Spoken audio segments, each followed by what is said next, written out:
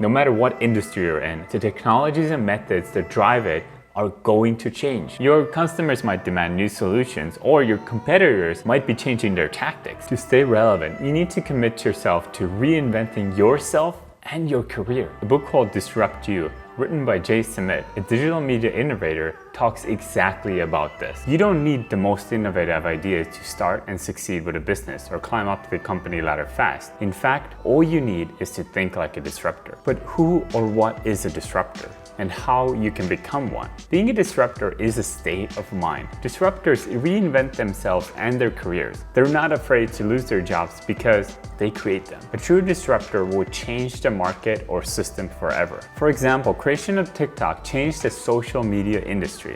These short-form videos are also now on YouTube, Instagram, and soon on LinkedIn as well. Rather than observing an issue present, disruptors are the ones who recognize that a certain problem happens to many others as well and try to solve this problem. When Sir Richard Branson missed his flight and noticed that the same happened to many others, he saw this as an opportunity to charter a plane and sell the flights to all other people who missed the flights as well. This was the start of Virgin Airways. Can anyone be a disruptor? Yes. Being a disruptor doesn't mean being an inventor or creating a unique product. It's anyone who seizes the opportunity in the industry to disrupt. You can disrupt an industry while working for someone. But before you can disrupt the industry and world around you, you need to be able to disrupt yourself first. There's a saying that what you think, you become. It's true because words have power. If you think you're stupid all the time or that you'll never be good enough for this, then you're limiting yourself. You need to speak positive words over your life and speak them into existence. It's not easy to self-disrupt. It requires stepping out of your comfort zone. You need to analyze yourself and see what's holding you back. Having a negative mindset will never make you successful. People who are successful in their careers have the same 24-hour days, just like we do. Ultimately, you have a choice. Pursue your dreams or be hired by someone else to fulfill their dreams. Disruption through design. Many products we see are improvements to things already in existence. Michael Kors, Gucci, and Kate Spade didn't invent handbags. Calvin Klein didn't invent the jeans. Design disruption focuses on the art of building something better than it was before. Think of TikTok, for example. TikTok was created by Zhang Yiming, and he didn't create something completely new and unknown. Short-form video platform had already been created before by Vine. Vine was a success for a year or two, but then died off. The creator of TikTok solved problems where others failed to see a solution. TikTok created a better functioning platform to accomplish the successful delivery of short-form content where millions of people would be addicted to scrolling through it. Sometimes disrupting can be as simple as taking a branding from one market and applying it to another. Colgate originally sold soaps, then toothpaste, and eventually expanded to selling mouthwashes, toothbrushes, and dental floss. Colgate leveraged their existing brand to sell products that share the same product identity. These expanded products are seen familiar to the customer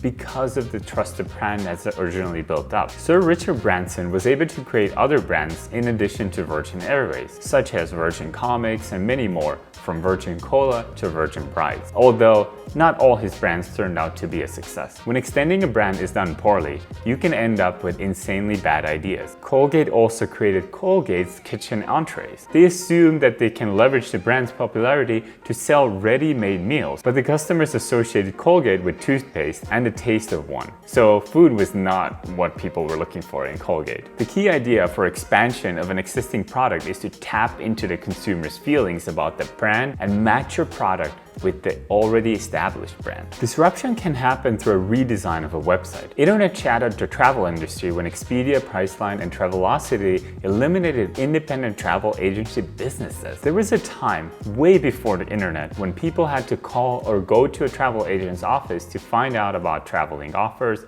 flights, or hotel rates. When the internet came around, some disruptors created online travel agencies, which by 2010 had grown into a $300 billion industry. Although these travel agency sites had a problem. They were designed by travel agents rather than thinking about the consumer's experience. Thus, these sites were a torture to use. Reddit co-founder Steve Huffman and Adam Goldstein co-founded Hipmonk to solve this travel problem. They created a clean and visual interface that made booking flights easy and effortless, which disrupted this industry once again. Poor design is an opportunity for disruptors looking to make their mark without having to invent or introduce a new product to the world. Other people's money, or OPM. Common issue entrepreneurs face is lack of funding. Every new business or disruptive idea can require additional funding to keep up with consumer demand or company growth. One way of raising money can be done through venture capitalists, angel investors, and private equity firms. But by doing this, entrepreneurs are faced with a tough decision to take out funding as a loan or give up equity in the company. I understand you're looking for an investor? Well, I mean, it's not like we're desperate. 14 minutes. Could we figure something out in the next 14 minutes? Absolutely. Another way is to get funding that is not debt or doesn't require you to give up equity, and it's called other people's money, or OPM. It is money that is given to you with no requirement of paying back. Sounds good, right? OPM is about solving someone else's problem while solving your own. Jay Samit was recruited by Sony to launch Sony Connect, an alternative to iTunes. He wasn't able to get the required digital advertisement budget from Sony to go against Apple's $100 million advertisement budget, so he had to get his funding outside the company. He looked for companies that might benefit from Sony Connect's digital music service, so they would pay Sony for a well-publicized launch. He found two companies in 2004. United Airlines and McDonald's were willing to hop on board. After the 9/11 terrorist attack, United Airlines struggled to get people to travel via their airline. McDonald's was facing a Super Size Me documentary problem. Both companies needed some good PR. Jay came up with the idea to use frequent flyer miles as a currency in the Sony Connect store, and every Big Mac would come with a free music download. They then created a giant concert 30,000 feet up in the air of a United flight from LA to Chicago. United got positive PR and paid for the whole thing. At the same time, Sony Connect was the center of every story with free positive PR coming in from the United Airlines advertisement campaign. And they were getting sales through frequent flyer miles. Meanwhile, McDonald's created a TV spot of how the world became a giant music video when a person held a Big Mac in their hand. These ads ran worldwide in 9 countries and explained that each Big Mac purchase came with a free music download. Again, Sony Connect didn't spend any significant money on this advertisement. Both of these positive PR stunts resulted in a 3,000% Sony Connect traffic increase. I merely covered bits and pieces of a few chapters of this book, and there's so much more that Jay Samit talks about. Every chapter in the book has many detailed examples and tips on how to be a disruptor in various industries. I think it's a perfect book to read for someone who's aspiring to become an entrepreneur or wants to grow in their career path quickly. I personally highly recommend this book, and you can use the links in the description to get it as a free audiobook or buy a physical copy. The book really comes down to a point that